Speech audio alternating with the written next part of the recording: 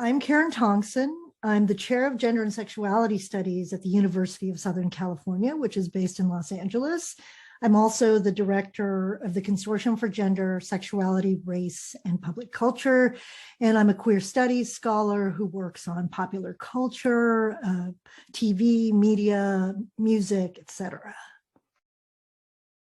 The individual project that I'm working on is actually the continuation of a project I was supposed to do at the University of Sydney until the COVID-19 pandemic derailed that initial collaboration. And that's a project on soft rock, soft power. And we're going to turn what is a research paper into a podcast.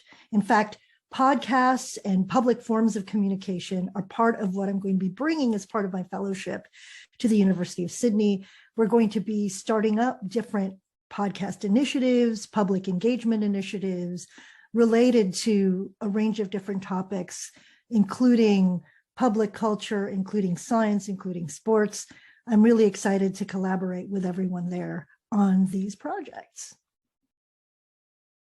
Important aspect of scholarly labor, especially in this contemporary moment where we are not only atomized and isolated as a result of a years-long pandemic, but also because academia itself, scholarship itself, has too long been sort of associated with monastic pursuits and singular pursuits and achieving individual excellence, whereas truthfully, all the kind of greatest work in the world has been in conversation. And indeed, most of the best work and most of the best conversations and greatest ideas don't tend to happen in isolation, in an archive, doing research, but in more convivial spaces. And that is something that I feel very committed to in my own research practice. I've known of Lee Wallace's work for a very long time, and in fact, I think about a decade ago, we had the opportunity to meet at a conference at the Society for Cinema and Media Studies. And again, sort of what I said about collaborations that can spark in different convivial environments, we struck up a conversation about our work, I think at probably someone else's book party, and it became clear that we had a lot of ideas to pursue together and in concert with each other. And from that point of contact, I was able to meet a number of other scholars at the University of Sydney, albeit only remotely for now, especially for their engagements with public culture. Again, that's a kind of important area of focus for me. Vic Rawlings, for example, is someone who works on sports and education, and I've known of their work in those areas.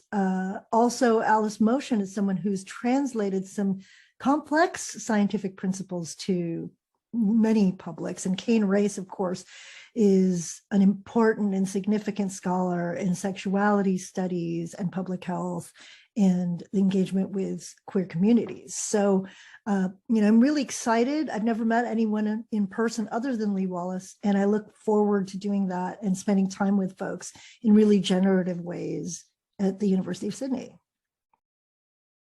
One of the things that distinguishes my work is that I tend to focus on objects and topics that people feel like they already know and tend to discard. So whether or not it's about the suburbs or certain kinds of popular culture or mass culture that seem like they could be disposable, I think that people already assume they know what that's all about and they don't need to know anymore.